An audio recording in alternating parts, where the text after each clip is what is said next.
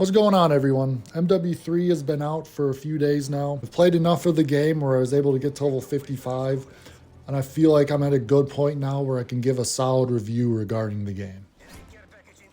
In the background, I'm not going to have the new MW3 gameplay. I'm going to have an OG MW3 gameplay. So, to get right into it, I'm going to be talking about the good, the bad, and the ugly of the game so far. So, starting off with the good. I don't think there's a whole lot of good regarding this game, as it feels like it was really rushed. But obviously the first part of the game that I feel is good is the maps. They did a great job reviving these maps and making them look good. It's the same concept of the MW2 maps, but they're definitely updated and they look a whole lot better. They took some pretty bad maps from MW2 and they honestly made them playable in this game, such as Rundown. If you remember, Rundown in MW2 had the tall grass everywhere and you can easily hide in it. They removed all of that and it just feels like a good map. It's open, sunshine in the map, and it just looks good. They did that with a few maps in the game, but I would have liked to see them release a few new maps as well as the old ones. I'm not sure how many old ones there are, but it would have been nice if they released 20 maps or something. That would have been like 5 or so new maps that they just created for this game. Going forward, another thing I find good about this game is the guns. The guns look great, sound great, feel great. They're all fairly strong, so you could use pretty much any gun in the game and do just as well with it. I like the system that they have for getting the camos. It's not too hard, but I would like games to go back to getting the 100 headshots for the gun to get gold. I like that system a whole lot better than the new one, but the system they have in this game just isn't bad. I like it. And also regarding the maps, they brought back map voting, which no reason why they ever took that out of the game to begin with, but that's back and that makes the game a whole lot more playable. Now going right into the bad. There's a lot of bad regarding this game, but to begin, I would like to say the gun customization is bad.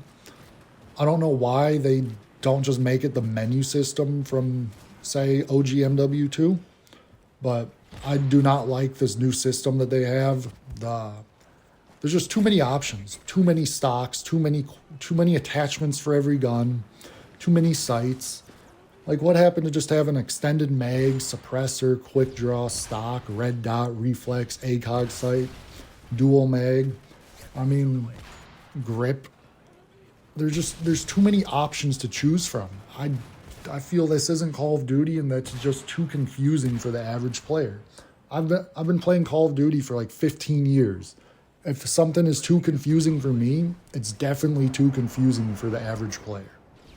This is also true for the menu system in the game.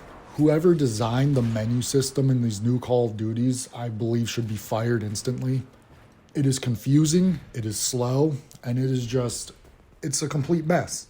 I want to see my stats. How come I can't just go to my Barracks, scroll down to the bottom of the screen like in MW2, MW3, see my Barracks, see my stats, see my calling cards, emblems all there in the same place, see the leaderboards?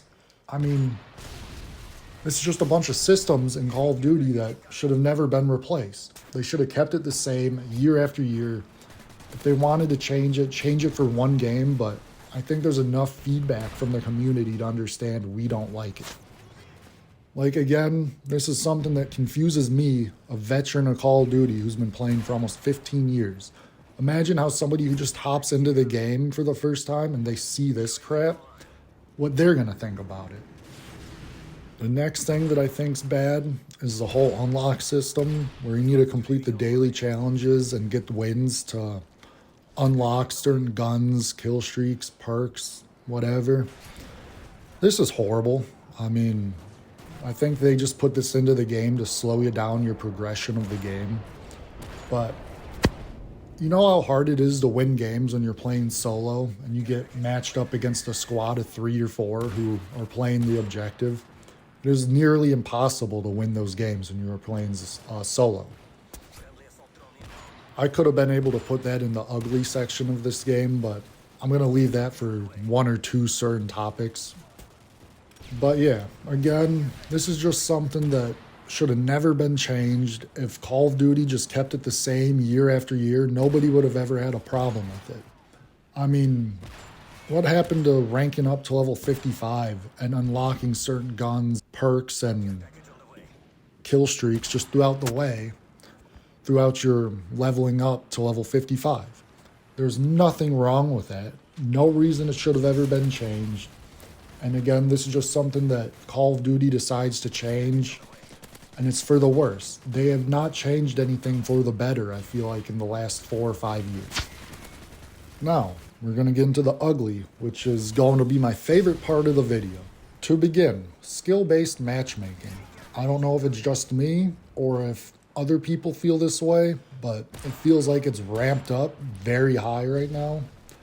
I mean, every game I play, I'm getting jump shotted, drop shotted. People are sliding everywhere. I don't know if it's because I'm getting a little older or if people are getting better at the game, but it is increasingly difficult for me to kill some of these people in my lobbies.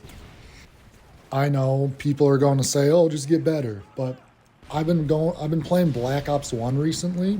I made a new account, got to level 55.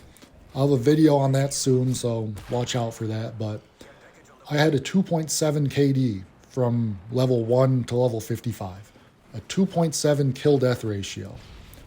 That shows me that I'm not getting worse at the game, that I'm still as good as I used to be. But in these new games, I have a 1 to 1.5 kill-death ratio. And I fully believe that's because of the skill-based matchmaking. The skill-based matchmaking just makes it so I don't want to play the game. I don't want to go into every game and have to sweat my butt off to just be in the game to even have a chance at winning the game. I agree that you should protect new players a little bit, but it shouldn't be to the point where the better players are getting matched up against great players every single game. There should be games where I'm going 30-3. There should be games where I'm going 25-25. I mean, you need to have a mix of it. I should be going 25-20, 30-20, 25-25 every single game.